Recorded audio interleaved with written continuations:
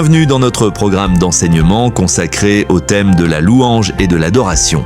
Cette série d'études bibliques a été conçue et réalisée par le Centre biblique d'adoration avec pour objectif d'approfondir la compréhension spirituelle, théologique et pratique de la louange et de l'adoration selon le cœur de Dieu. Bonne écoute.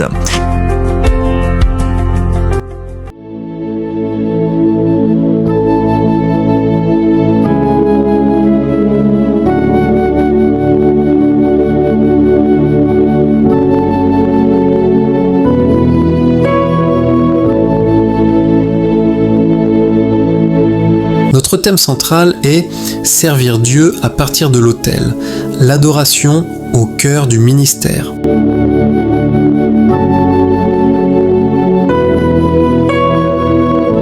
Après avoir posé les bases avec l'autel comme fondement biblique de la relation avec Dieu, nous entrons maintenant dans le deuxième axe de notre étude, l'adoration, identité première du pasteur.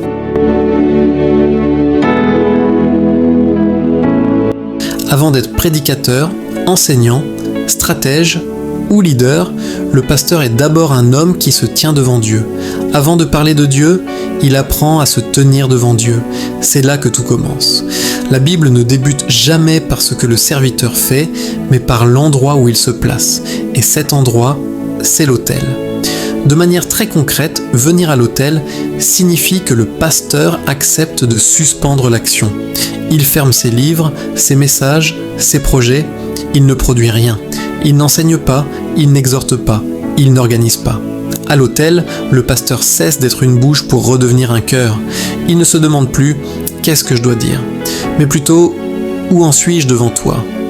Venir à l'autel, c'est passer volontairement de l'action à la présence. C'est accepter une vérité peu confortable mais fondamentale. Dieu ne cherche pas d'abord l'efficacité du serviteur, mais sa disponibilité intérieure. À l'autel, on laisse Dieu parler avant de le représenter. On reçoit avant de transmettre. On se laisse ajuster avant de vouloir ajuster les autres. L'autel devient alors ce lieu stratégique où l'agenda s'arrête et où la boussole se réoriente. C'est aussi à l'autel que tombent les masques du ministère. Il n'y a ni titre à défendre, ni micro à saisir, ni réputation à préserver. On ne vient pas avec une performance spirituelle, mais avec sa vérité intérieure. Non pas telle que l'Église nous perçoit, mais telle que Dieu nous voit. Là, les fatigues se déposent, les motivations se purifient et les dérives silencieuses sont corrigées avant qu'elles ne deviennent visibles. Enfin, l'autel est le lieu où Dieu gouverne l'intérieur afin de stabiliser l'extérieur. Lorsqu'un pasteur ne revient plus régulièrement à l'autel, il peut encore parler juste, mais à vide, servir fidèlement, mais s'user, diriger efficacement, mais se dessécher. Revenir à l'autel n'est donc pas un luxe spirituel, mais une nécessité vitale. C'est prévenir l'épuisement spirituel avant qu'il ne se transforme en burn-out pastoral. Si l'autel est ce lieu où l'identité se forge, où le cœur se réaligne et où l'homme intérieur est gouverné avant l'œuvre extérieure, alors une question décisive s'impose. Que devient le ministère selon la place que l'autel occupe ou n'occupe plus dans la vie du pasteur ? L'autel n'est jamais neutre. Lorsqu'il est central, il façonne un ministère juste, stable et durable. Lorsqu'il est négligé, le ministère peut continuer à fonctionner, mais il commence à se vider de sa substance spirituelle. Ce n'est donc pas un détail secondaire, mais un point de bascule. C'est à la lumière de cette réalité que nous allons aborder deux axes majeurs. Premièrement, appelé adorateur avant d'être serviteur. Le pasteur n'est pas d'abord défini par ce qu'il accomplit pour Dieu, mais par la relation qu'il entretient avec lui. L'adoration n'est pas une fonction du ministère. Elle en est le socle identitaire. Deuxièmement, le danger d'un ministère sans autel.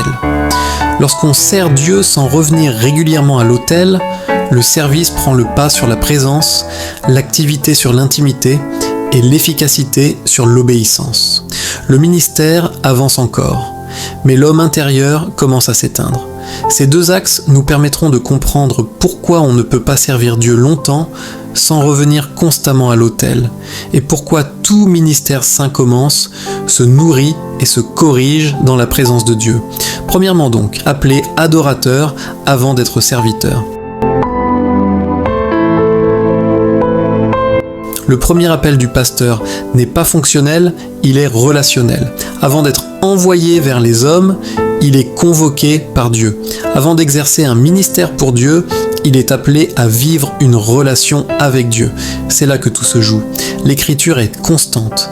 Dieu ne commence jamais par confier une tâche sans d'abord établir une proximité. Abraham est appelé avant d'être envoyé. Moïse est arrêté devant le buisson avant de conduire un peuple. David est formé dans la présence avant d'être exposé sur la scène publique. La présence précède toujours la mission. Cette logique apparaît clairement dans le cas des Lévites. Ils ne sont pas d'abord mis à part pour des fonctions techniques ou organisationnelles, mais pour se tenir devant l'Éternel. En première Chronique, chapitre 15, verset 16, David établit les Lévites afin qu'ils célèbrent Dieu par le chant et les instruments sacrés. Leur première responsabilité n'est pas la gestion du culte, mais la présence dans le culte. Ils servent devant l'Éternel avant de servir le peuple. Cela révèle une vérité fondamentale. On ne peut pas conduire un peuple plus loin que là où l'on est soi-même allé dans l'adoration. Le pasteur ne transmet jamais plus que ce qu'il vit réellement. Il peut enseigner des principes qu'il maîtrise intellectuellement, mais il ne peut conduire spirituellement que là où son propre cœur a déjà marché. Être adorateur avant d'être serviteur signifie donc que l'identité précède l'activité. Le pasteur n'est pas un gestionnaire du sacré, mais un homme façonné par la présence de Dieu. L'adoration n'est pas une case du programme ministériel.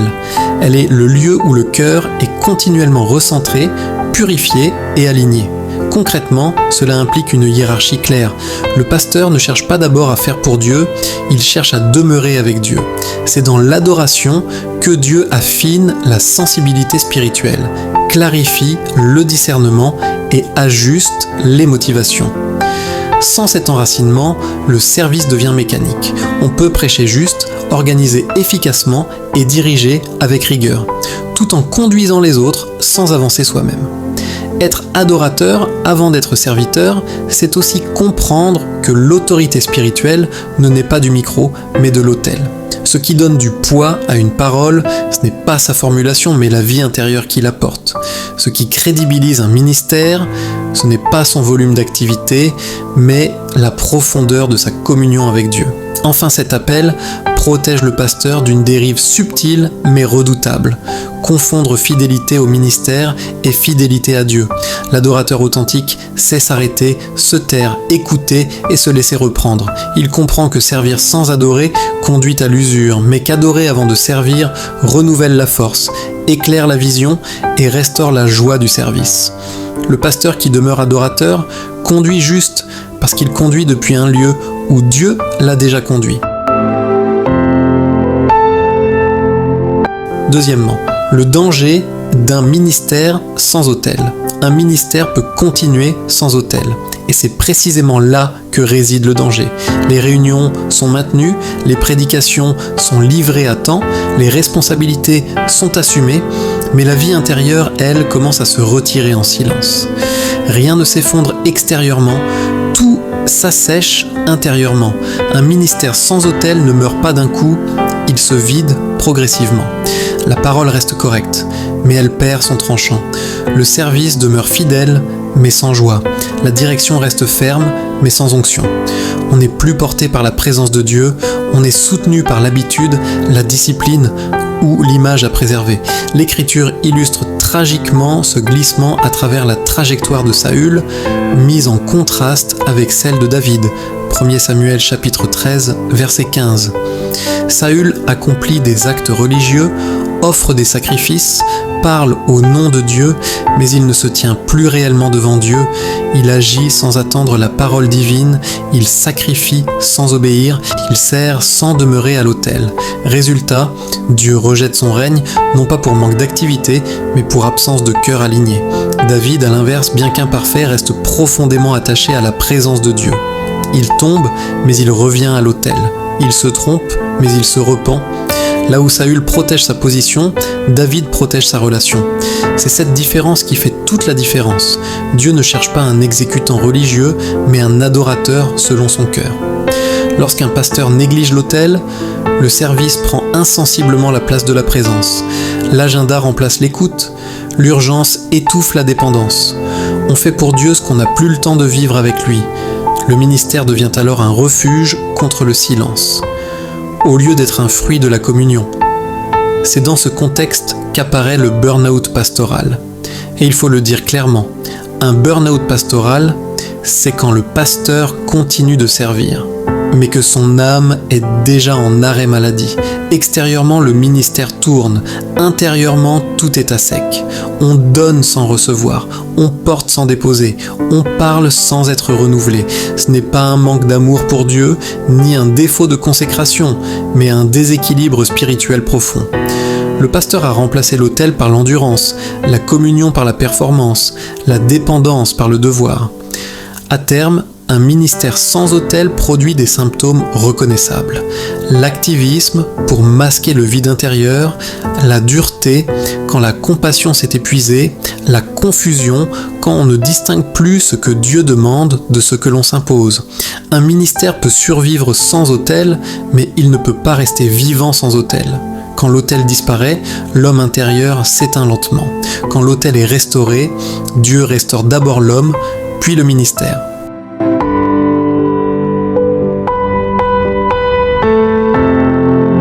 Conclusion. Revenir à l'autel. L'appel urgent de Dieu aux serviteurs. Pasteur, responsable. Dieu ne t'appelle pas aujourd'hui à faire plus, mais à revenir plus près. Ce n'est pas ton agenda qu'il veut réorganiser en priorité, c'est ton cœur. Ce n'est pas ton ministère qu'il examine d'abord, c'est ton autel. Le ciel ne manque pas de serviteurs actifs, il manque d'adorateurs alignés. Dieu n'est pas impressionné par la fréquence de tes réunions, la qualité de tes messages ou la constance de ton service. Il regarde l'endroit où tu te tiens quand personne ne t'observe. Il regarde ce que devient ton âme quand le micro est posé et que le silence s'installe. Aujourd'hui, l'Esprit de Dieu appelle les pasteurs à redescendre de la plateforme pour remonter à l'autel, à fermer les livres un moment, à suspendre la production, à accepter de ne rien prouver, à redevenir un cœur avant d'être une voix, un fils avant d'être un serviteur, un adorateur avant d'être un leader. Dieu ne te reproche pas de servir. Il te rappelle que servir sans demeurer épuise, mais que demeurer avant de servir restaure. Il ne te condamne pas pour la fatigue. Il t'invite à la déposer. Il ne t'accuse pas pour les sécheresses intérieures. Il t'appelle à les reconnaître afin de les guérir. Pasteur, responsable, on ne conduit pas un peuple plus loin que l'endroit où l'on accepte soi-même de s'agenouiller. Si l'autel est abandonné, le ministère deviendra un poids. Si l'autel est restauré, le ministère redeviendra une joie. Ainsi parle l'Esprit de Dieu. Reviens à l'autel et je renouvellerai ton cœur. Restaure l'autel et je restaurerai ton autorité. Remets la présence au centre et je remettrai la vie dans ton service. Ce n'est pas la fin de ton ministère, c'est le rappel à son commencement. Tout commence à l'autel, tout tient à l'autel et tout est restauré à l'autel.